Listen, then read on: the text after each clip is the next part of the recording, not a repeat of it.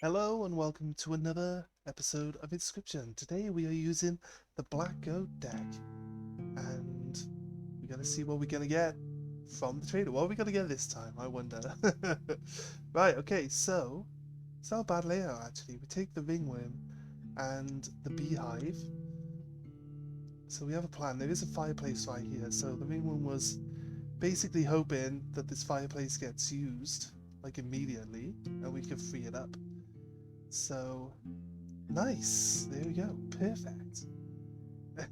Perfect. Who would have known that was coming? Right. Okay. Nice. So we've liberated the fire from the survivors, and now we're on to our first totem fight. It is the Baji. It's the Baji totem.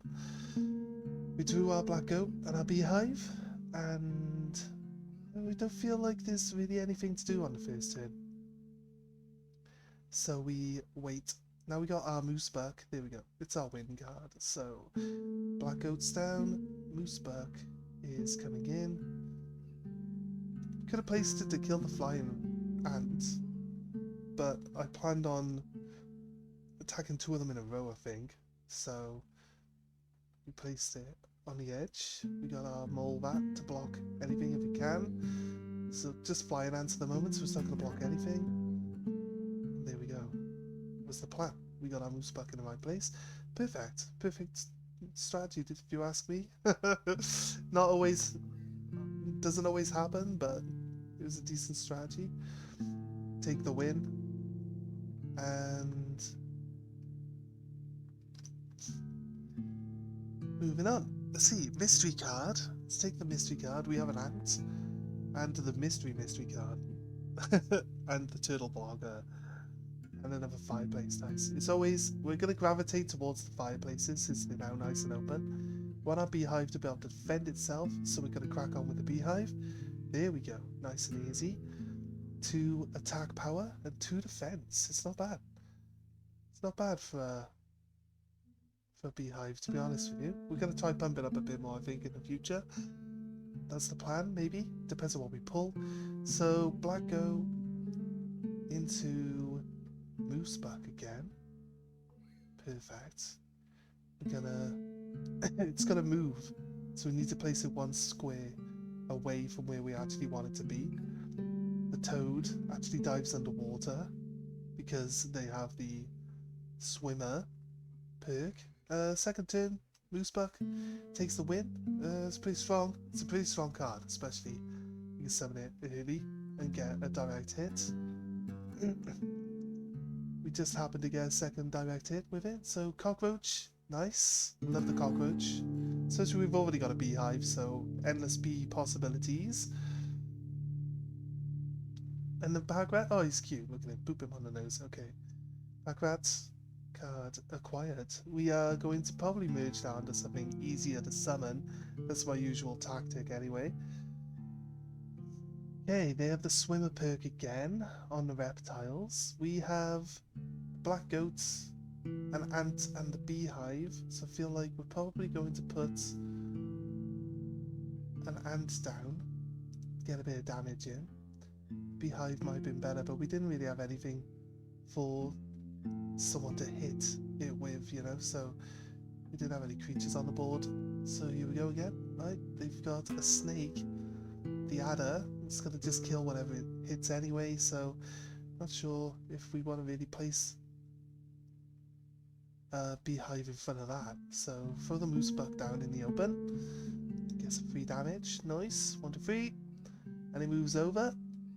We got the adder doing 1 damage, but the moose buck should just win it again. Now we're definitely within range of doing a 1-shot on this turn. Nice.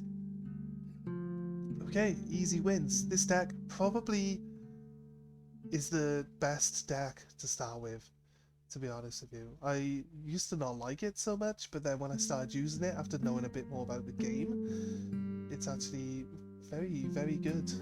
It's good at summoning a strong monster that can actually win the game quickly, you see. So okay, we have another fireplace for attack power. I think like the alpha, it's difficult to summon in, but you want it to be strong, right? You want some actual defense on it as well, to be honest with you.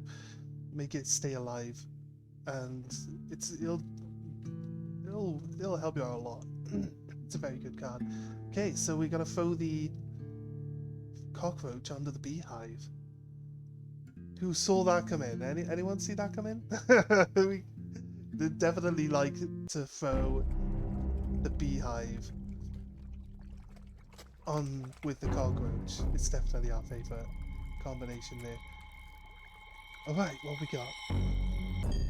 We have not a great start for our hand. It's not easy to pull off any damage here. But he's only got to have kingfishers. So they're going to attack us directly and then dive underwater. He's got ones that move currently. They move after they've attacked, and he uses his hook before they move. So what we do is we need to make sure that the hook is set onto something that's in front of his creature, like that. And then when it attacks, he then pulls the squirrel back, and it now just removed all of his cards from the field. It's pretty cool actually. Once you work it out, it's actually fairly easy to deal with the angler. So every other turn we'll just draw a squirrel and place it. We could place it into a different square, which will then block him from summoning anything elsewhere. But, you know, he hasn't put anything down yet, which is strange. It's because we haven't really summoned anything strong on the field yet. So just poke him. Gotta just poke him with the ant until he's got nothing left. There we go. Draw him from our deck, trying to make sure we get the cards we want. Poked with the ant again. Grab a squirrel this time. We play the squirrel even though we're gonna win. You know, realistically, we don't have to play the squirrel. We won't get a bucket in front of that square then. But it's alright. It's alright. Lessons learned. In the future, we won't make this mistake. Okay, swap out for the pack rat. Gain a black goat in a bottle. Nice. Pack rat does 2 damage, while the squirrel does 0, so it doesn't threaten to break open the bucket and get us killed. We're then going to swap the black goats and then get a moose on for 3 damage, which should be the win. We could have just taken 2 turns with the pack rat, but that bucket was going to come down.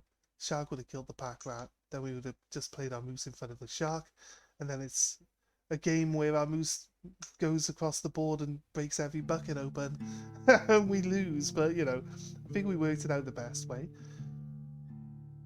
We pick a flying ant as our reward. We already have an ant in our deck, so they should work with each other if need be. Gonna check on the beast in the cave, see what we get from this. So we usually like to go for the 3 sigils, but we got a lot of creatures that are the same brand. So we got a beast, an insect, and an insect. So there's a bit of spar luck there.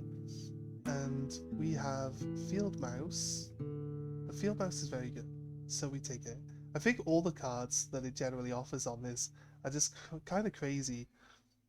We take the field mouse because we're able to summon, hopefully, using our beehive, and it's now got 4 attack. It's insane. It's an insane beehive. It needs health, to be honest with you, but we'll take attack power whenever we can as well. Okay, our 2 ants and an alpha. It's not a bad start, but you know, could be better. What's he got on his side of the field? He has stinky birds. Stinky birds. It's not going to be very helpful, to be honest with you. A bunch of stinky birds flapping around. Just sounds like a nightmare. So we try to block the raven with the beehive. We actually just kill the raven outright. That's cool. That's fine. That's, you know, if you don't need to block the damage, you can always just kill it. I guess, you know, is the way it works. So I need to find a way of actually getting the coins I need to increase my workaround's attack power to a point where it kills the sparrow. We also start getting some of our damage back. We flipped it from 1 health on our side to 1 health on his in 1 turn. That's insane. It's pretty strong. Okay, all we gotta do is just end our turn. Everything dies. We get a bee from the stoat. The only creature that so far that has actually been able to attack the beehive in its path. So we could gain a free item here by getting the pack rat in. Don't necessarily need the damage from him, but we'll place him on the edge. Gets free attack. We got that's nice. That's nice actually. We got the skip a turn hourglass. It's pretty cool. Pretty cool. Okay, we'd already won the turn before we even started it, so it's fine. We just trying to get some extra damage and a new item to use. So if you can do it, get it, because it's a good strategy. Make sure you're always equipped with what you need. I'm gonna go with a summon. We don't want to actually gain a card here. We're trying to keep our card count down. So we go then to the sacrifice a card, so we can try and get rid of another one. We choose to get rid of the moose bug. We feel it's obsolete now. We have better, stronger cards that can be summoned easier. Might be a controversial viewpoint, to be honest with you, but that's what we did. There probably are better choices to get rid of at the time. But we could have got rid of the mole, like 100% could have got rid of the mole. But here we are with the mole. It might actually come in handy, like right now. We would have got rid of the mole. We wouldn't have blocked any of this damage. Look at that, amazing. Okay, right. Squirrel into the flying ant over the mole, and we end our turn. Mole is going to keep blocking the pronghorn for now, and then we draw, get a squirrel out. I'll also swap the mole out for the pack rat. Gonna do some damage to the pronghorn. Gonna make him skip his turn. Here we go. Could have done that before we played the pack rat, to be honest with you. Bit of a mistake. Okay, we take 1 damage and the pronghorn is nearly dead. And then we grab from our deck. We want to see what we can summon on the next turn. So we do 1 damage and kill both of those in the row with the pack rat. It's not bad. I like the pack rat. It's a good choice. It's expensive to summon, to be honest with you. At 2, you'd rather go for like a stronger free card. But we got our field mice out now, and it's gonna move. So pack rat's gonna get boosted now. And we could draw. Squirrel could play the squirrel, do 1 damage to the mole, to be honest with you. It's gonna die to the pack rat anyway. Then the mouse swaps. Then we can grab another squirrel, play the 2 squirrels and our field mouse. But which side do we play it? We play it on the left. We just want to make sure that Leshy has nothing to do. We could have played it on the right and they would have just kept swapping positions with each other, keeping our pack rat at free and also buffing each other as well at the same time. Would have been a better choice for more damage, but it doesn't really matter. We can go to the right, Mystery Beast, card flip. We usually go for insects, but we took the beast this time and we got the coyote. Not bad. It's not a great card, it's not bad. Okay, we can merge the pack rats onto the flying ant. It's not a bad choice. It flies, it does damage based on how many ants there are, and now it gives us extra items whenever we summon it. Definitely helpful. Okay, they have the block flyer ability on the beasts now, and so we have a little look. They got a mole and a wolf cub, so we don't really have anything that's going to deal with the wolf cub right now before it evolves. So what we're going to do is hope that we draw something. A field mouse. Nice. There we go. Perfect. Should be exactly what we want. Get rid of the flying ant for the black goat and place the field mouse. And we also have enough to place our alpha down on the left. He just one-shots the mole like he wasn't even there. Okay, right. We're gonna draw a squirrel. We want to deal with this, but we out-damage it. Like, easily out-damage it anyway, so... Just gone from 1 HP left on my side to 2 HP left on his side. He then gains a little bit of a buff with that extra card. Comes in the alpha, so we want to make sure that the alpha goes down, I think. Probably kill the wolf though. And then that should be, that's 8 damage either way. Yep, that's more HP than he could possibly deal with. So now he's gone. Let's move on. Another mystery card. We take the wolf again. We get a dire wolf. Actually, it's a very strong card. Very, very strong. I like the dire wolf. We got a straight up dire wolf and not a pup, so it's very good. We immediately swap. We immediately put the dire wolf onto the alpha. I think this is actually a decent play. The alpha is actually doing us some solid wins at the moment, so we don't have a card we don't have any duplicates, so there's no point gaining a duplicate of a random card where we can actually get rid of a card from our deck. So what we do is we just weigh it up, like we don't have any dupes, so it's going to give us a card that's +1, and then if we go to the merge on the right, we're actually going to lose a card, so it's -1.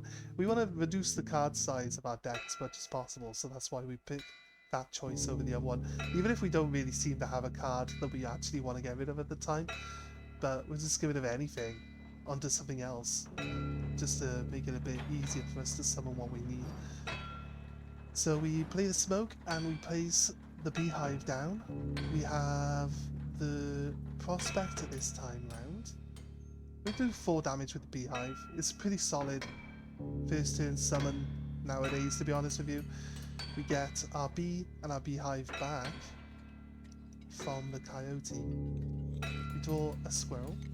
We play the squirrel. We could probably just summon straight from our deck now. It's got a reflect damage coyote. We're gonna gain a bee just from attacking it. Look, and we got endless summon possibilities now. Have endless free cards that we can summon that come back to our hand and allow us to summon them again.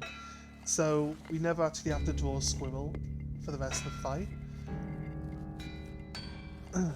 So we're deciding whether we just leave it as is or play something in one of the slots. We need to kill the guy without actually filling too many of these slots in, but we do want to get rid of the baby wolf. And so we're going to play our coyote. It's going to kill itself, free up the slot again, and that's really what the decision here was. So picking the coyote up earlier, it wasn't the best, but it's coming out pretty solid, to be honest with you. Here we go. Gets us to win the first round. Our beehive should come back to our hand. There we go. Got it back. Yeah, you just literally can't get rid of that beehive. And we have a pack mule on 1 health. We have some bees. We have an alpha that can be summoned. Now our boulders, because of the alpha, our boulders now do 1 damage each. And we play the bee on the left. And we end our turn. Here we go. So I think it's enough. It's going to get us through. There we go.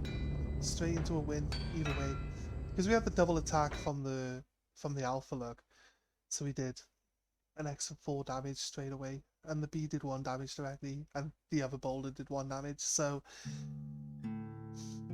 pretty much a straight up kill. Okay, we like the ringworm, but we've already freed up the fireplace, so we go for the elk fawn.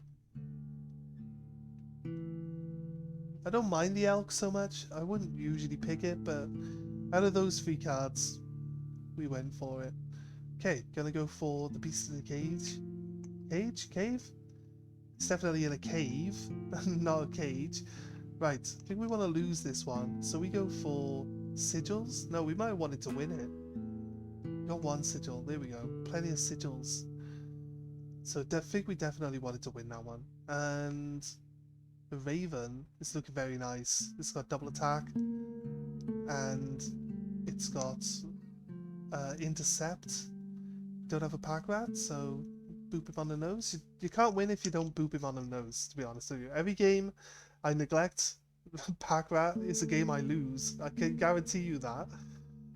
Okay, so the fireplace is open, but we also do want to get rid of some cards from our hand. We've had to take some cards we're not really interested in, like the elk fawn and stuff like that, so want to just these really good cards now that have all the best sigils on them. We kind of just want to make sure that we can draw as many of those as possible.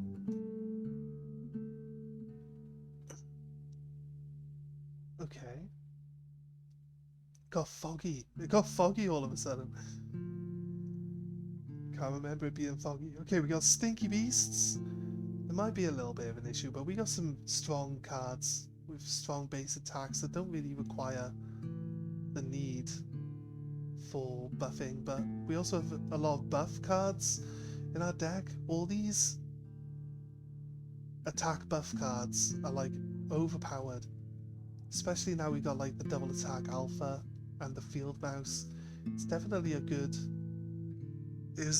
good find in that field mouse. We don't need to actually play the turn. We do more than enough damage at the moment, so we're just trying to weigh up whether we do go for more damage by taking an item, or if we actually just straight up hit the bell and kill him. Okay, so to the right, because like I said, we can either buff a card or we can get rid of one. Gotta pick the cuckoo this time. We know the cuckoo's pretty strong, right? If you haven't seen my last video, cuckoo is pretty strong. So check it out if you haven't seen it. It's pretty good. Okay, so we sacrifice the coyote. We don't really plan on summoning it anyway, so it's kind of like a dead card if you don't really want it on the field. There's no point having it in your deck. So we're gonna roll up. We got 2 bone counters at the start of a turn now. Gets us halfway to get our our alpha out. So we have a beehive. He has something that's going to hit it. A porcupine. That's good. It's good for us. And we're going to get a bee when it attacks us, and then we're going to get a bee when we kill it. And then the porcupine behind, actually, the porcupine behind now is the one that's going to give us a bee. I was hoping that both porcupines would give us bees, but it's not quite what we're gonna get. We neglected to remember what the the wild bull did. We swap out our bee for the cuckoo. Doesn't get to use its ability, but it's flying, so we're just gonna ignore the rabbit. Gain our bee from the beehive, and the beehive comes back. We take the win anyway.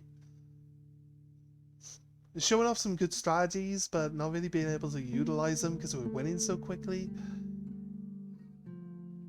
Okay, so we like to summon low level. The Warren is OP. It's so strong, right? So happy that we pulled the Warren. If we had the Black Goat, I think the Black Goat on the Warren is like an insane tactic right now.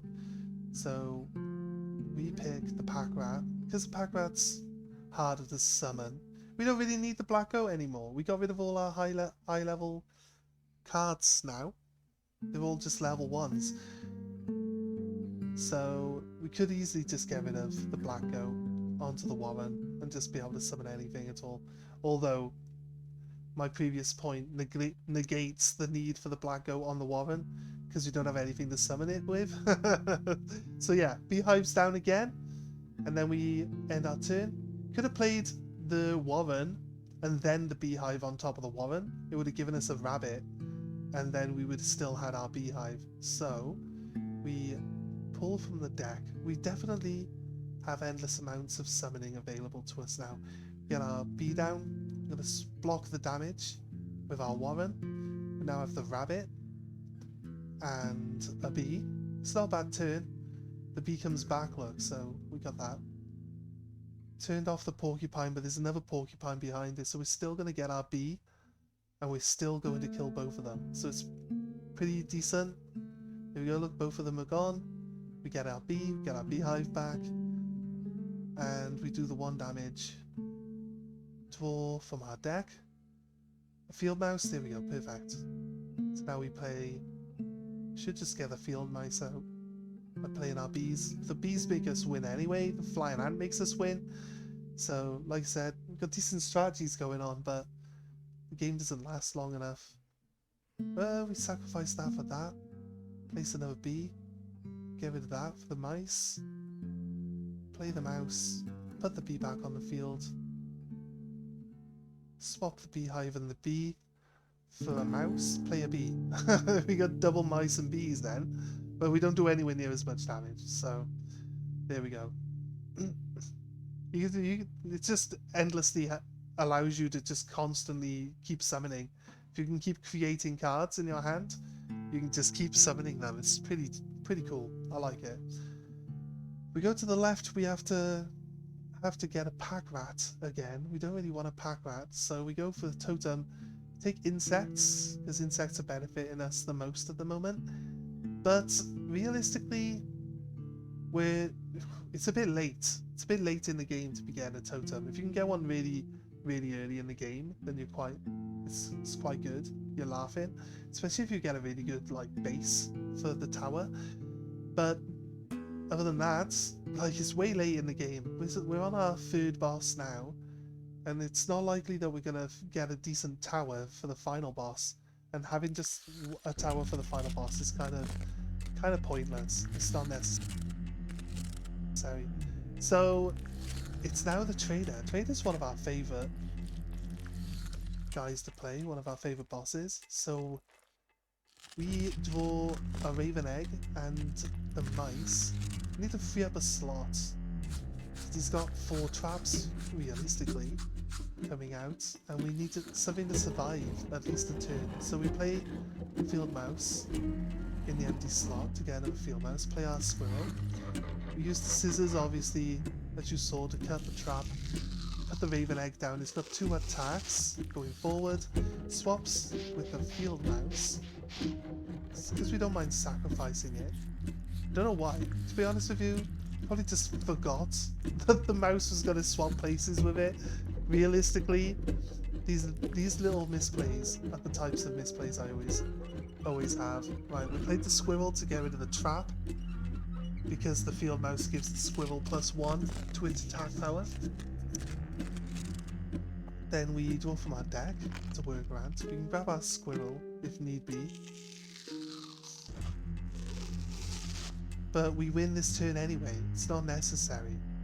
Well, what are we doing? We're grabbing the squirrel. We're going to play the ant for no reason. We don't need to play the ant. we never look at how much damage we actually do and how much we need to win. Okay, right. So they're down ready for the next turn. And that's important anyway, right? We got the damage down. 4 attack power. Ready for next turn. Skinning knife turns, he says. Let's trade. Okay, we gain another pelt. We're looking to just gain some damage or something that we can put on the field.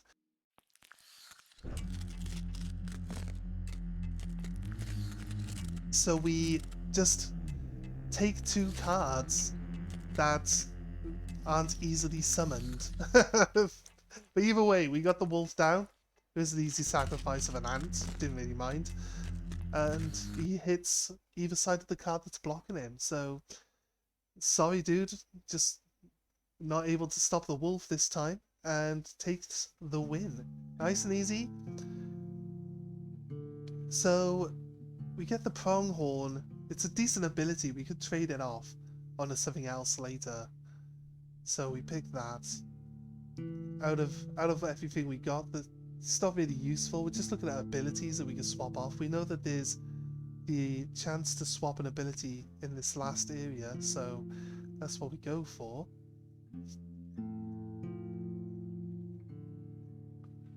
And we take the pronghorn and we put it on the turkey vulture. Just to get rid of a card. I don't know. We don't plan on summoning the turkey vulture. 8 bone coins is kind of like never gonna happen, to be honest with you. So we'll see though. We'll see. It might be a last. If we get it, and it's the last card we can summon, then it's gonna benefit us. Then we're gonna definitely pull it off for a win. As soon as it comes out, that's what it'll be, a win card. The 6 damage. Okay, we got our smoke, we got our 2 bone tokens, and we have the turkey vulture in our start hand. It's here to show us the way. It's telling us this is what you need to do. You need to focus on me. Okay, so we play the alpha this time. Some extra damage on our beehive. It's going to kill the amalgam. It's perfect actually, to be honest. And then double attack forward for a win. Nice. Prospector doesn't get a turn. And we block all the cards that he's going to play like immediately, so it's pretty cool. Not bad. We don't really have anything else we can throw down, so we're going to have to just end our turn. Could swap the beehive out for the field mouse on the left, and we would have actually probably taken another win on this turn then, by playing our squirrel and then swapping the beehive and the squirrel for the field mouse on the left to do the extra 2 damage we needed. But it's fine, you know, hindsight and everything. So we can play our squirrel. This, like, our beehive is so strong, there's actually no reason not to play the beehive over anything else. As well put it down. It gives us some cards that lets us summon when it comes down to it. He's now the fisherman. Just end our turn. Well, not now. We need 1 damage. We don't have a bee yet. We do have enough to put a squirrel down though with the field mouse. Right, the guy's got to jump in front of whoever's placed. So it's kind of like annoying, but the nugget gets 1 damage and is able to attack directly. And we can play the turkey vulture on the left. So there we go. We could summon the turkey vulture. Who'd have thought? Who'd have thought in the last in the last fight the turkey vulture would actually show its face? Alright, so we have bought the moon out. We draw from our deck a cuckoo. And we get rid of some of our cards. Realistically, we should have just kept tapping end turn until the moon removes those cards for us. So we could just keep building our cards up. Like, there's no point. There's honestly no point swapping cards out against the moon. It can't win. The moon cannot beat you. We want to get some bees. This is actually a combo that will beat the moon. Like, guarantees you cards that you'll get back to your hand, and you can play them every turn, and you can use them to summon each other. So it would be a slow poking to death of the moon, but it's all good. We swap the Warren in, and we gain an hourglass. Right, couldn't really see it, it's a bit dark, so we clicked reveal on it. Oh, and we got this, boom, there we go, we killed the moon. Right, apparently the moon can't block you now. I think we'll see when we hit the end turn. We'll play the cuckoo, because there's no damage there. The end. Yep, the flyers can now attack directly. And we kill Leshy while the moon's there.